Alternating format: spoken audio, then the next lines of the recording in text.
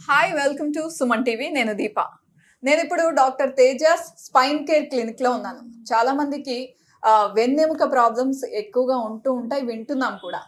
అయితే chiropractic treatments ఎలా ఉంటాయి, అసలు ఈ ప్రాబ్లం ఎందుకు వస్తుంది, ఇంకా అడ్వాన్స్డ్ ట్రీట్మెంట్స్ వల్ల ఎలాంటి సొల్యూషన్ దొరుకుతుంది, ఇవన్నీ మాట్లాడదాం డాక్టర్ తేజ గారితో. నమస్తే అండి. హలో అండి. హాయ్. సో మీ దగ్గరకు వచ్చే పేషెంట్స్ ఎక్కువగా వచ్చి అడిగే ప్రాబ్లం ఏంటి? ఇక్కడ మేము చూసే కేసెస్లో నెక్ పెయిన్స్ కానీ, బ్యాక్ పెయిన్స్ కానీ, నవడేస్ ఈ టెయిల్ బోన్స్ పెయిన్స్ కానీ కామన్ అయిపోయినాయి అనమాట. సో ఈ స్పైన్ లో మనకి ఎలా ఉంటుందంటే, స్పైన్ స్ట్రక్చర్ ఫస్ట్ చూద్దాం, ఏంటంటే అర్థమవుతుంది చాలా వరకు. సో ఇక్కడ ఏంటంటే మనకి ఇలా 33 బోన్స్ ఉంటాయి, వీటిని వర్టిబ్రేస్ అంటాం. అండ్ ఈ ప్రతి టూ బోన్స్ మధ్యలో ఇవి ఉన్నాయి కదా, ఇవి కుషన్ ప్యాడ్స్ లా ఉంటాయి, వీటిని డిస్క్స్ అంటాం అన్నమాట. మనకి ఇవి ఏమవుతుందంటే, ఈ డిస్క్ లో 70% వాటర్ అండ్ 30% గ్లైకోప్రోటీన్స్ ఉంటాయి. సో ఇక్కడ ఏమవుతుంది, ఫర్ సపోజ్ మనకి ఎగ్ షెల్ క్రాక్ అయ్యి లోపల నుంచి లిక్విడ్ వస్తుంది కదా, అలానే ఈ పైన లేయర్ క్రాక్ అయ్యి లోపల నుంచి లిక్విడ్ వచ్చేస్తుంది. దాన్ని డిస్క్ హెరినియేషన్స్ అంటాం. ఇందులో 3 రకాలుగా ఉంటుంది. ఒకటి పోస్టీరియో లాటరల్, ఒకటి సెంట్రల్ అండ్ ఒకటి నారో, ఈ డిస్క్ హెరినియేషన్స్ లో అన్నమాట. సో అది ఎలా ఉంది అనేది చూసుకోవాలి ఫస్ట్. మనకి ఏ టైప్ ఆఫ్ హెరినియేషన్ ఎలా ఉంది, అది ఎంత డిస్క్ బయటకు వచ్చింది, ఎంత ఎంఎం ఆఫ్ డిస్క్ అనేది. సో అది చూసుకొని మనం ట్రీట్ చేయాల్సి ఉంటుంది. ఇందులో మేము కామన్ గా చూసేది ఏంటంటే లిస్ససిస్ అంటాం. ఇప్పుడు మామూలుగా డిస్క్ బయటకు వస్తుంది కదా, అలానే ఇక్కడ ఏమవుతుందంటే పార్స్ ఇంటర్ ఆర్టికులారిస్ అంటాం. అది దేని వల్ల, మేబీ ట్రామా వల్ల కానీ, హెవీ వెయిట్స్ లిఫ్ట్ చేయడం వల్ల కానీ ఇక్కడ డ్యామేజ్ అయ్యి ఈ బోన్ అనేది ముందుకు జరిగిపోతుంది. దాన్ని స్పాండిలోలిస్థెసిస్ అన్నమాట. సో ఈ స్పాండిలోలిస్థెసిస్ లో 2 రకాలుగా ఉంటుంది, అండ్ రెట్రోలిస్థెసిస్ అండ్ యాంటీరోలిస్థెసిస్. అది ఏంటి అనేది ముందు మనం చూసుకోవాలి. దాంతోపాటు ఈ స్పాండిలోలిస్థెసిస్ సిమ్టమ్స్, అలానే దాంతోపాటు ఈ డిస్క్ బర్ల్ సిమ్టమ్స్ చాలా వరకు కామన్ గా ఉంటాయి అన్నమాట మనకి. సో అది దేని వల్ల వస్తుంది, అదే డిస్క్ బల్జా అండ్ డిస్క్ బల్జ్ తో పాటు ఈ లిస్థెసిస్ ఏమైనా ఉందా, ఇప్పుడు కామన్ గా చూస్తున్నాం అన్నమాట. అది మనం డిఫరెన్షియేట్ చేసుకోవాల్సి ఉంటుంది. సో ఈ స్పాండిలోలిస్థెసిస్ ఉందా లేదా లేకుండా ఓన్లీ డిస్క్ బల్జ్ మన మ్యానిపులేషన్స్ ఇస్తే ఈ లిస్థెసిస్ ఇంకా ఎక్కువై పెయిన్ అగ్రవేట్ అయ్యే ఛాన్సెస్ ఉంటాయి అన్నమాట. ఇవి కామన్ గా ఏంటంటే అక్యూట్ ఉన్న వాళ్ళకి మేము ఫిజికల్ ఎగ్జామినేషన్ చేసి దాంతో చూస్తాం, ఈ స్పైనస్ ప్రాసెస్ ఇవన్నీ చూసి ఎక్కడెక్కడ ప్రాబ్లం ఉంది అనేది. అండ్ ఎక్కువ ప్రాబ్లం ఉంది అంటే ఎంఆర్ఐస్ కానీ ఎక్స్రేస్ కానీ తీసుకోమని చెప్తాం అన్నమాట. సో ఇలా మనం ఎక్కడ ప్రాబ్లం ఉంది అనేది చూసి ఐడెంటిఫై చేసి ట్రీట్ చేయడం అనేది జరుగుతుంది.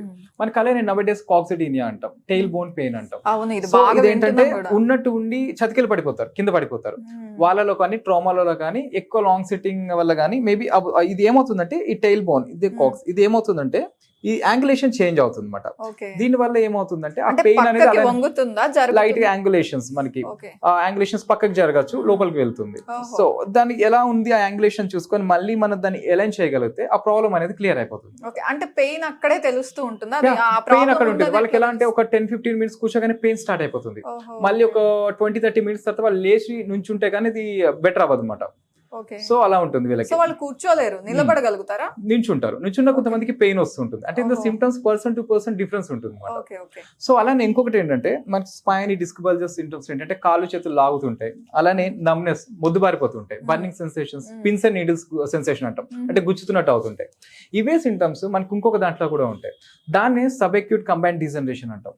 సబ్ అక్యూట్ కంబైన్డ్ డీజనరేషన్ అంటే ఇది B12 డెఫిషియన్సీలో కామన్ గా వస్తుంది. అంటే ఈ B12 డెఫిషియన్సీ ఏమవుతుంది, నర్వస్ సిస్టమ్ వీక్ అయినప్పుడు ఈ డిస్క్ బల్ సిమ్టమ్స్ లానే ఉంటాయి దీని సిమ్టమ్స్ కూడా. అంటే కాళ్ళు చేతులు మొద్దుబారడం, నమ్నెస్ అంటాం, అలానే burning, pins and needle sensations. అంటే మనం ముందుగా ఇప్పుడు పేషెంట్స్ ఏ రిపోర్ట్ లేకుండా వస్తారు, పెయిన్స్ వస్తున్నాయి, ఇలా అవుతుంది. ఇప్పుడు రీసెంట్ గా చూస్తున్నమాట, కాళ్ళు చేతులు లాగుతున్నాయి, నమ్నెస్ వస్తుంది, మొద్దుబారుతున్నాయి, పిన్స్ అండ్ నీడిల్స్. సో మన ప్రతి ఒక్కటి డిస్క్ ప్రాబ్లం అనే అనుకోవద్దు. హిస్టరీ టేకింగ్ అంటే వాళ్ళు వెజిటేరియన్, నాన్ వెజిటేరియన్. వెజిటేరియన్లో కామన్ గా చూస్తుంటాం అన్నమాట. ఎందుకంటే నాన్ వెజిటేరియన్లో ఏంటంటే మనకి నాన్ వెజ్ ఫుడ్స్ లో B12 ఎక్కువగానే ఉంటుంది. సో మనం ఏంటంటే వాళ్ళ హిస్టరీ టేకింగ్ లో మనకు అర్థమవుతుంది, 80% మనకు అక్కడే తెలిసిపోతుంది ఈ హిస్టరీ టేకింగ్ లో ప్రాబ్లం ఎక్కడ నుంచి, రూట్ కాజ్ ఎక్కడ నుంచి స్టార్ట్ అవుతుంది. అలానే ఫిజికల్ గా ఎగ్జామిన్ చేసి ఈ స్పైనస్ ఎక్కడ స్పైన్ లో ప్రాబ్లం ఉంది కూడా చూస్తాం అన్నమాట. ఈ సబ్ అక్యూట్ కంబైన్డ్ డీజనరేషన్ లో ఏమవుతుందంటే నర్వస్ సిస్టమ్ అనేది B12 డెఫిషియన్సీలో వీక్ అయిపోతుంది. వీక్ అయి సేమ్ సిమ్టమ్స్, కాళ్ళకి చేతులు కూడా ఈ డిస్క్ బల్ సిమ్టమ్స్ ఎలా ఉంటాయో అలానే వస్తుంది. దాన్ని డిఫరెన్షియేట్ చేయొచ్చు అన్నమాట. అలానే ఇంకొకటి ఏంటంటే నవడేస్ ఇప్పుడు కామన్ గా చూస్తున్నాం ఏంటంటే కాఫ్ మజిల్ పెయిన్ కూడా కామన్ గా చూస్తున్నాం. ఇప్పుడు చాలా మందికి ఏంటంటే ఇక్కడ నడుం దగ్గర పెయిన్ ఉండదు, ఈ కాళ్ళలో పెయిన్ ఉంటుంది. దీనికి ఇంకోటి కూడా కామన్ గా చూసే కాంప్లికేషన్ ఏంటంటే, ఇప్పుడు చాలా మంది ఈ కొలెస్ట్రాల్ ఎక్కువైనప్పుడు ఈ పేషెంట్స్ లో ఏంటంటే స్టాటిన్స్ యూజ్ చేస్తుంటారు. ఎట్రోవెస్టాటిన్ కానీ, రోసోవెస్టాటిన్ కానీ. ఈ స్టాటిన్స్ ఎక్కువ రోజులు యూజ్ చేసే వాళ్ళలో ఏంటంటే ఈ మజిల్ పెయిన్ అనేది కామన్ గా ఉంటుంది. ఎందుకు అంటే ఈ కాల్షియం రిలీజ్ అనేది ఆల్టర్ అవుతుంది అన్నమాట. ఓహో. సో ఎందుకంటే ఇక్కడ హిస్టరీ టేకింగ్ చాలా ఇంపార్టెంట్. వాళ్ళ మెడికేషన్స్ దగ్గర నుంచి ఇప్పుడు ఫర్ సపోజ్ ఇప్పుడు నేను చెప్పాను మీకు, ఇప్పుడు క్యాల్షియం డిసీజ్ ఆర్డర్ అవుతుంది అండ్ కాఫ్ మజిల్ పెయిన్ ఉంది. ఇప్పుడు నేను కైరోప్రాక్టిక్ ఇచ్చిన అండ్ ఫిజియోథెరపీలో పెయిన్ మేనేజ్మెంట్ ఇచ్చిన అది ఇన్స్టెంట్ గా రిలీఫ్ అవుతుంది, మళ్ళీ వస్తుంది. ఇక్కడ రూట్ కాజ్ ఏంటి? సో స్టాటిన్స్ డోసెస్ అనేది రెడ్యూస్ చేయాలి. అది మేమేం చేస్తామంటే వాళ్ళకి ఎవరైతే కార్డియాలజిస్ట్ ఫిజిషియన్ ఉన్నారో వాళ్ళని అడగండి, కొంచెం వీలైతే డోసెసెస్ రెడ్యూస్ చేసే అవకాశం ఉంటే అది రెడ్యూస్ చేసుకోండి. అలానే ఇక్కడ మన థెరపీ కూడా ఇస్తాం అన్నమాట. సో అది మళ్ళీ పర్మనెంట్ గా తగ్గిపోతుంది. సో మన ఫస్ట్ రూట్ కాజ్ అనేది చూసుకోవాలి, ఐడెంటిఫై చేయాలి ఎక్కడి నుంచి వస్తుంది అనేది. ఫర్ B12 డెఫిషియన్సీ ఉంది, సేమ్ అదే ప్రాబ్లమ్స్ ఉంది, డిస్క్ బల్జెస్ తక్కువగా ఉన్నాయి. మనం ఎంత డిస్క్ బల్జెస్ ట్రీట్ చేసినా ఆ ప్రాబ్లం ఉన్నప్పుడు సేమ్ సిమ్టమ్స్ వస్తాయి. ఇప్పుడు ఆ టైంలో ఏంటి, దీన్ని రెండు కలిపి క్యూర్ చేయాల్సి ఉంటుంది. సో అప్పుడు మన అందుకే హిస్టరీ టేకింగ్ అనేది చాలా ఇంపార్టెంట్ అనమాట. అందుకే మెడికల్ కైరో ప్రాక్టీషనర్స్కి ఏంటంటే సక్సెస్ రేట్ ఎక్కువ ఉంటుంది. ఎక్కడి నుంచి ప్రాబ్లం వస్తుంది అనేది రూట్ కాజ్ నుంచి మేము ఐడెంటిఫై చేస్తాం. ఇక్కడ ఏంటంటే ఎటువంటి డేంజర్స్ ఉండవు వీళ్ళకి, ఎందుకంటే కరెక్ట్ మూమెంట్ ఎంత ఫోర్స్ అప్లై చేయాలి, ఎంత ఏజ్ వాళ్ళకి ఎంత ఫోర్స్ అప్లై చేయాలి అనేది మేము చూసుకుంటాం. అవును. అండ్ దాంతో పాటు అది ఇవ్వాలా ఇవ్వకూడదా, కొంతమంది కైరోప్రాక్టిక్ మ్యానిపులేషన్స్ ఇవ్వం, దానికి ఆల్టర్నేట్ గా ఏం చేస్తాం, ఆస్టియోపతి ట్రీట్మెంట్ అనేది ఇస్తాం అన్నమాట, అడ్వాన్స్డ్. సో ఇవన్నీ మనం ఒక థెరపీ ఇవ్వాలంటే పేషెంట్ కి ఇవన్నీ మనం చూసుకోవాల్సి ఉంటుంది. కానీ ఒక డౌట్ ఏంటంటే లైఫ్ స్టైల్లో ఎలాంటి మిస్టేక్స్ చేయడం వల్ల ఈ స్పైన్ రిలేటెడ్ ప్రాబ్లమ్స్ వస్తాయి, ఏ మిస్టేక్స్ చేయకూడదు మనం? ఇంకొకటి బెండ్ అయ్యి హెవీ వెయిట్స్ చాలా మంది లిఫ్ట్ చేస్తుంటారు. ఆ వెయిట్స్ లిఫ్ట్ చేసేటప్పుడు కొంచెం నీస్ బెండ్ చేసి మనం లిఫ్ట్ చేయాల్సి ఉంటుంది. ఇంకొకటి చాలా మంది మొబైల్స్ యూజ్ చేయడం కానీ, IT professionals even systems desktop చూసేటప్పుడు కానీ నెక్ ఎక్కువసేపు కంటిన్యూస్ గా బెండ్ చేసి పెడుతుంటారు కదా, కొంచెం ఆ బెండింగ్ అనేది అవాయిడ్ చేయాలన్నమాట. నెక్ ఎంత బెండ్ చేస్తామో అది నవేడేస్ తొందరగా డీజనరేట్ అవుతూ ఉంటుంది, మన డిస్క్ ఇష్యూస్ కామన్ గా వస్తాయి. అండ్ రెగ్యులర్ ఎక్సర్సైజ్ రెగ్యులర్ గా, అంటే ఓపెన్ చెప్పాలంటే మనం నేచర్ కి సింక్ అవ్వాలి. ఇప్పుడు నవేడేస్ ఎలా ఉంటుందంటే ప్రొఫెషన్స్ బట్టి మనం మార్నింగ్ చేసే యాక్టివిటీస్ అన్ని నైట్ చేస్తుంటాం అన్నమాట. ఇప్పుడు నైట్ మనం పడుకుంటాం కదా, అది ఎర్లీ అవర్స్ లో 5 నుంచి మళ్ళీ ఈవినింగ్ వరకు పడుకొని ఈవినింగ్ లేచి వర్క్ చేస్తూ ఉంటారు. ఇప్పుడు నవేడేస్ అందుకే ఇప్పుడు లైఫ్ స్టైల్ చేంజ్ చేస్తున్నారు. నవేడేస్ ఇప్పుడు డిస్క్ ఇష్యూస్, డయాబెటీస్ ఎలా ఉందో ఈవెన్ క్యాన్సర్స్ కూడా కామన్ అయిపోయినాయి. ఈవెన్ డ్యూరింగ్ కోవిడ్ టైంలో కూడా మనకి ఈవెన్ కోవిడ్ తో పాటు ఈ క్యాన్సర్ గురించి ఎక్కువ ఆర్టికల్స్ వచ్చినాయి. ఇప్పుడు నవేడేస్ కామన్ అయిపోయింది. ఈవెన్ ఈ లైటెడ్ ఎన్వైరన్మెంట్ లో పనిచేయడం ఒకటి, అండ్ ఈ రిఫైన్డ్ ఆయిల్స్ యూజ్ చేయడం ఒకటి, ఈ పొల్యూషన్ ఒకటి, ఇవన్నీ కూడా root causes of the cancer. మనకు అలానే మన డిస్క్ సిమ్టమ్స్ వస్తే మన రోడ్స్ బాగో, ఈ స్పీడ్ బ్రేకర్స్, ఇప్పుడు మన మజిల్ స్ట్రెంత్ తక్కువగా ఉంది, ఈ గుంతల్లో బైక్ వెళ్తూ ఉంటుంది, అలానే స్పీడ్ బ్రేకర్స్ వచ్చినప్పుడు ఆ జెర్క్స్ వచ్చినప్పుడు ఏమవుతుందంటే డిస్క్ మన మజిల్ స్ట్రెంత్ సరిగా లేకపోతే బయటకు వచ్చే ఛాన్సెస్ ఉంటాయి. ఆ మజిల్ స్ట్రెంత్ ఎందుకు తగ్గింది అంటే మేబీ మన న్యూట్రిషన్ డెఫిషియన్సీ వల్ల తగ్గచ్చు, మళ్ళీ ల్యాక్ ఆఫ్ ఎక్సర్సైజ్ వల్ల కావచ్చు, మేబీ నర్వస్ సిస్టమ్ వీక్నెస్ కావచ్చు, మేబీ ఏదైనా కావచ్చు. మనం అది ఏంటనేది ఫైండ్ అవుట్ చేయగలిగితే ఈజీగా ట్రీట్ చేయొచ్చు. కానీ డాక్టర్ కొంతమంది స్ట్రైట్ గా కూర్చోవాలి, కూర్చున్నప్పుడు ఇలా రిలాక్స్ అయి కూర్చోకూడదు, ఎప్పుడు ఇలా స్ట్రైట్ గా కూర్చోవాలి అని చెప్తారు. అది ఎంత వరకు కరెక్ట్? నిజంగా ఎక్కువ సేపు మనం కూర్చోగలమా? జనరల్ గా ఇలా స్ట్రైట్ మనం చేంజ్ చేసుకుంటూ కూర్చోవచ్చు అండి. బాడీకి కొంచెం రిలాక్సేషన్ కూడా ఇవ్వాలి కదా, సో మనం చేంజ్ చేసుకోవాలి, మనకి వర్క్ బట్టి ఆ పొజిషన్ అనేది చేంజ్ చేసుకోవచ్చు. సో ఇలా రిలాక్స్డ్ మోడ్ లో ఇలా కూర్చుంటే ప్రాబ్లం కూర్చోవచ్చు, అంటే కొంచెం సేపు అలా కూర్చోవచ్చు. అండ్ మిగతా టైం కొంచెం మనం పోస్చర్ కరెక్ట్ గా పెట్టి కూడా కూర్చోవచ్చు అనమాట. అండ్ అలా పెట్టి కూర్చొని ఏమవుతుందంటే మజిల్ ఓవర్ స్ట్రెచ్ అవుతుంది, పెయిన్ అవుతుంది కదా, సో మధ్య మధ్యలో కొంచెం మనం రిలాక్స్ అవ్వచ్చు, నో ప్రాబ్లం. ఓకే. అండ్ ఈ స్పైన్ రిలేటెడ్ గా ఎవరైనా ఇప్పుడు హాస్పిటల్లో అవైలబుల్ గా ఉన్నారా? అంటే వచ్చి క్యూర్ అయిన వాళ్ళు కానీ, సిట్టింగ్స్ తీసుకుంటున్న వాళ్ళు కానీ ప్రెసెంట్ ఉన్నారండి. ఇప్పుడు మేబీ ఇంకొక 2 days లో వాళ్ళది అయిపోతుంది. లాస్ట్ 20 days నుంచి ట్రీట్మెంట్ అవుతుంది. సో ఆయనకి ఏంటంటే హెడేక్, అలానే సర్వికల్ స్పాండిలైటిస్ అనమాట. C3 నుంచి C7 వరకు డిస్క్ బల్జెస్ మల్టిపుల్, దానివల్ల ఈ చేయి మొత్తం నమ్నెస్ ఒకటి, అండ్ హెడేక్, అండ్ కంటిన్యూస్ గా నెక్ పెయిన్. దానివల్ల ఏంటంటే లాస్ట్ 2 months నుంచి ఆయన వర్క్ కూడా చేయట్లేదు, అంటే ఈ పెయిన్ వల్ల, ఈ డిస్టర్బెన్స్ వల్ల ఈవెన్ లీవ్ పెట్టి ఇంట్లో ఉండాల్సిన పరిస్థితి. సో మెడికేషన్స్ అవన్నీ తీసుకుని ఫస్ట్ బాగా పనిచేసి లాస్ట్ 3 months నుంచి ఆ మెడికేషన్స్ కూడా వర్క్ చేయట్లేదు అనమాట.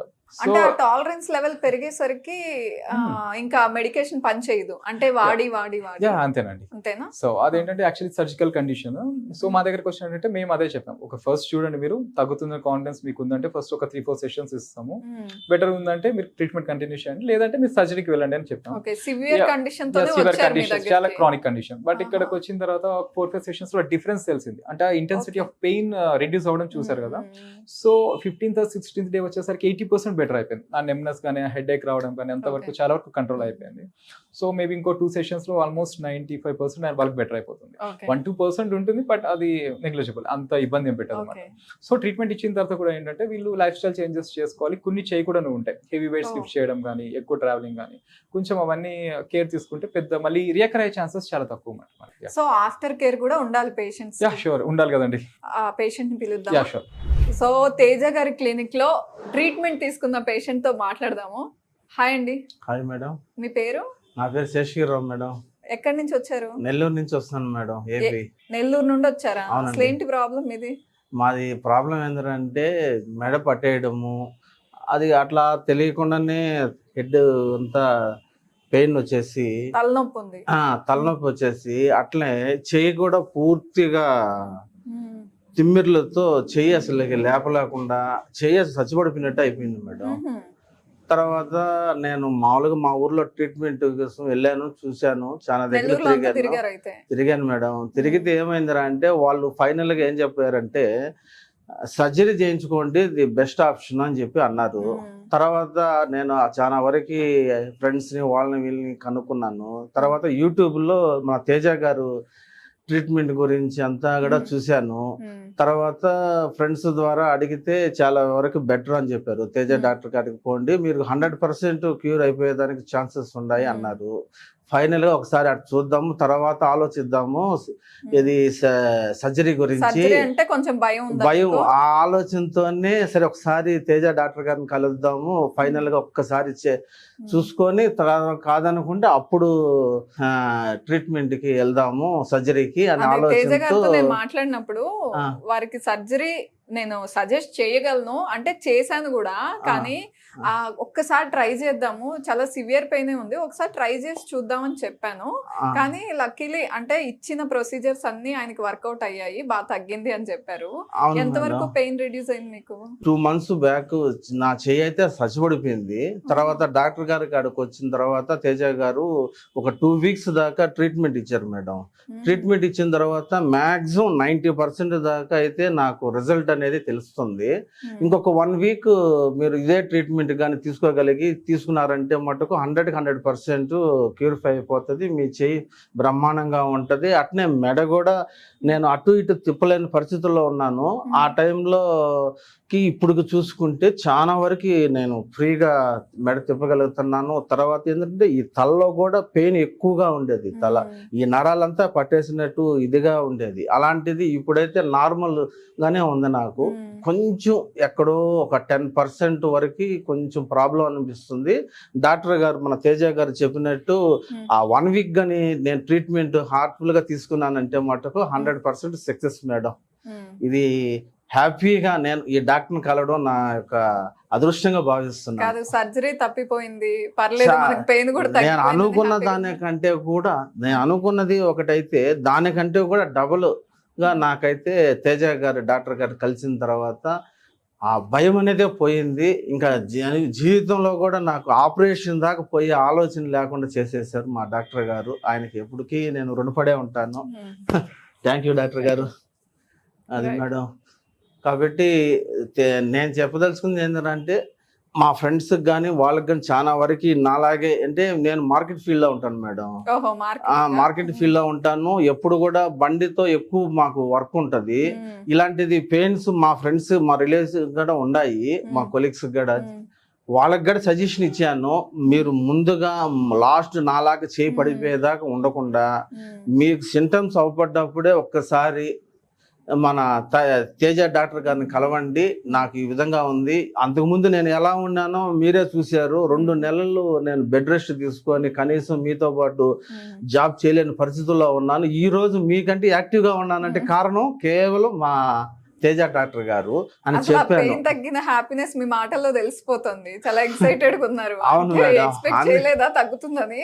నేను అనుకోలేదు మేడం. ఆపరేషన్ అనే లోపలికే సగం ప్రాణం పోయినట్టు అయింది నాకైతే. కానీ మనకు తేజ డాక్టర్ గారు ఇచ్చిన ట్రీట్మెంట్ వల్ల ఈ రోజు ఇంత ఖుషిగా హ్యాపీగా ఉండగలుగుతున్నాను, హ్యాపీగా వర్క్ చేసుకుంటున్నాను. చాలా బాగుంది మేడం. ఈ విషయంలో మా డాక్టర్ గారికి ఎప్పటికీ నేను రుణపడే ఉంటాను డాక్టర్ గారు. Thank you madam. So doctor, అసలు విపరీతంగా హ్యాపీగా ఉన్నారు క్లయింట్, అంటే పేషెంట్ హ్యాపీనెస్ మాటలో తెలుస్తుంది. మీరు ఎక్స్పెక్ట్ చేశారా అంటే ఇంత Yeah, సివియర్ కండిషన్ తో 90% వచ్చిన తగ్గుతుందని ఎక్స్పెక్ట్ మనిషిని చేస్తుంది, ఎందుకంటే ఇట్స్ క్రానిక్ డిస్క్ హెరినేషన్ అనమాట నెక్ లో. ఆ, సో కంటిన్యూస్ గా నమ్నెస్ అనేది ఉండేది. అది ఏమైందంటే రాను ఈ 2 months నుంచి ఎక్కువ అయిపోయింది. అప్పుడు 1.5 ఉండే 2 months నుంచి కంటిన్యూగా అయిపోయేసరికి నేను లాస్ట్ స్టెరాయిడ్స్ యూస్ చేస్తే తర్వాత స్టెరాయిడ్స్ పెట్టినా కూడా అది వర్క్ చేయలేదు అనమాట.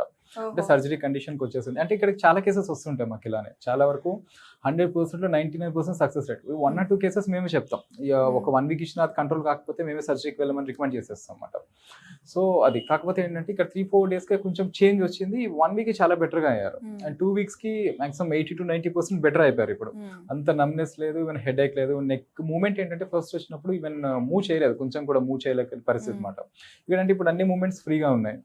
సో ఆల్మోస్ట్ ఇప్పుడు ఇంకొక 1 week తరపితో నాకు తెలిసి చాలా వరకు ఇంకా బెటర్ అయిపోతుంది ఇక్కడ. సో డాక్టర్ ఫైనల్ గా ఒక విషయం చెప్పండి, ఎవరికైనా సరే నెక్ కానీ లేకపోతే షోల్డర్ కానీ వెన్నెముకలో కానీ పెయిన్ వచ్చినప్పుడు ఎంత వరకు భరించగలగాలి? అంటే 1 week చూసి వచ్చేయండి, లేదా 1 month చూసి అది డేంజర్ బెల్స్ అది వచ్చేయండి అని ఒక పీరియడ్ ఉంటుంది కదా, అది ఎంత వరకు మాత్రమే మనం వెయిట్ చేయాలి? మస్కులర్ పెయిన్స్ అనుకోండి 24 hours నుండి 48 hours లో రిలీఫ్ వచ్చేస్తుంది ఏదన్నా మనకి. మామూలుగా డిస్క్ రిలేటెడ్ ఇష్యూస్ కానీ ఏమైనా ఉంటే మొత్తం అంటే ఫ్రీక్వెంట్ గా రిపీట్ అవుతుంటాయి. అంటే ఫస్ట్ ఎలా ఉంటుందంటే ఒక వీక్లీ వన్స్ అలా వచ్చిపోతుంటాయి, తర్వాత డేలో ఒకసారి వస్తుంటాయి, తర్వాత కంటిన్యూస్ గా ఆన్ అండ్ ఆఫ్ వస్తుంటాయి అన్నమాట డేలో.